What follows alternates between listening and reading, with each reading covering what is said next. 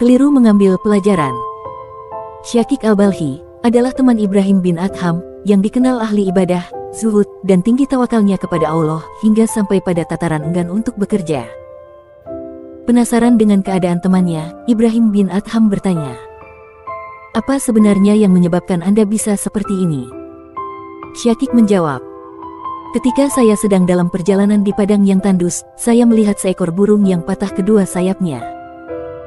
Lalu saya berkata dalam hati, aku ingin tahu dari mana burung itu mendapatkan rizki. Maka, aku duduk memperhatikannya dari jarak yang dekat. Tiba-tiba, datanglah seekor burung yang membawa makanan di paruhnya. Burung itu mendekatkan makanan ke paruh burung yang patah kedua sayapnya untuk menyuapinya. Maka, saya berkata dalam hati, Zat yang mengilhami burung sehat untuk menyantuni burung yang patah kedua sayapnya di tempat yang sepi ini, pastilah berkuasa untuk memberiku rizki dimanapun aku berada. Maka, sejak itu, aku putuskan untuk berhenti bekerja, dan aku menyibukkan diriku dengan ibadah kepada Allah." Mendengar penuturan Syakik tersebut, Ibrahim bin Adham berkata, "Wahai Syakik, mengapa kamu serupakan dirimu dengan burung yang cacat itu? Mengapa Anda tidak berusaha menjadi burung yang sehat, yang memberi makan burung yang sakit itu? Bukankah itu lebih utama? Bukankah Nabi bersabda, tangan di atas lebih baik daripada tangan di bawah? Sudah selayaknya bagi seorang mukmin memilih derajat yang paling tinggi dalam segala urusannya, sehingga dia bisa mencapai derajat orang yang berbakti."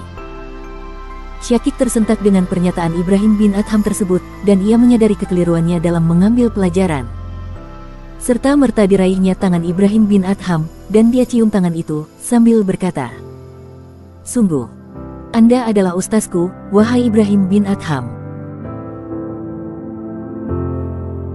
Karena sebutir kurma. Selesai menunaikan ibadah haji, Ibrahim bin Adham berniat ziarah ke Masjidil Aqsa. Untuk bekal di perjalanan, beliau membeli 1 kilogram kurma dari pedagang tua di dekat Masjidil Haram. Setelah kurma ditimbang dan dibungkus, Ibrahim melihat sebutir kurma tergeletak di dekat timbangan. Menyangka kurma itu bagian dari yang ia beli, Ibrahim memungut dan memakannya. Setelah itu, beliau langsung berangkat menuju Al-Aqsa. 4 bulan kemudian, Ibrahim tiba di Al-Aqsa. Seperti biasa, beliau suka memilih sebuah tempat beribadah pada sebuah ruangan di bawah kubah sakro. Beliau sholat dan berdoa khusyuk sekali. Tiba-tiba, beliau mendengar percakapan 2 malaikat tentang dirinya. Itu Ibrahim bin Adham, ahli ibadah yang zuhud dan waro, yang doanya selalu dikabulkan Allah Subhanahu wa Ta'ala, kata malaikat yang satu.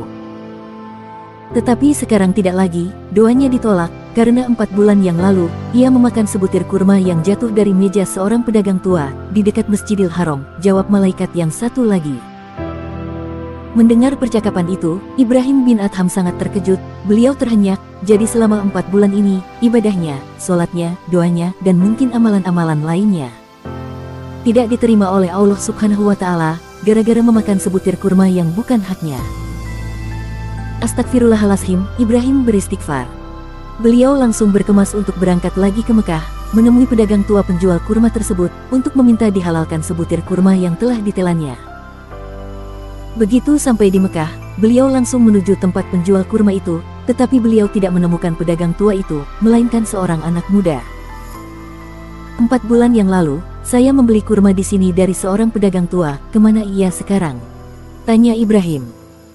Sudah meninggal sebulan yang lalu. Saya sekarang meneruskan pekerjaannya berdagang kurma, jawab anak muda itu. Innalillahi wa inna ilaihi rojiun. Kalau begitu kepada siapa saya meminta penghalalan? Lantas Ibrahim menceritakan peristiwa yang dialaminya, dan anak muda itu mendengarkan penuh minat. Nah, begitulah anak muda, kata Ibrahim setelah bercerita.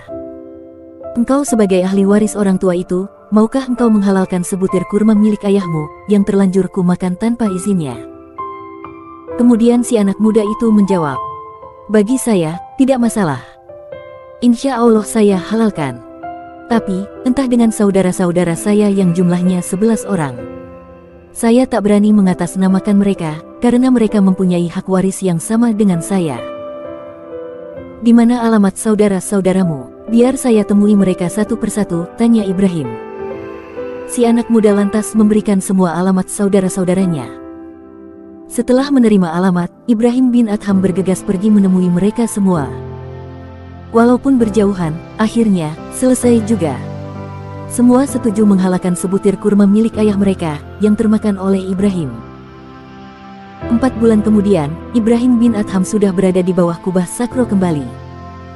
Tiba-tiba, beliau mendengar 2 malaikat yang dulu bercakap-cakap di sana, terdengar bercakap-cakap lagi.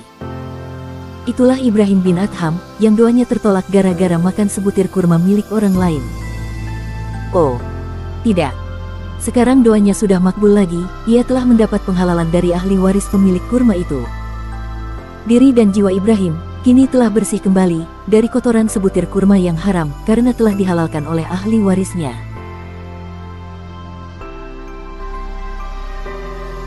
Tangisan Ibrahim bin Adham di pemandian umum. Suatu hari, seorang tokoh sufi besar, Ibrahim bin Adham, mencoba untuk memasuki sebuah tempat pemandian umum. Penjaganya meminta uang untuk membayar karcis masuk. Ibrahim bin Adham menggeleng dan mengaku bahwa ia tak punya uang untuk membeli karcis masuk. Penjaga pemandian lalu berkata, "Jika engkau tidak punya uang, maka engkau tak boleh masuk."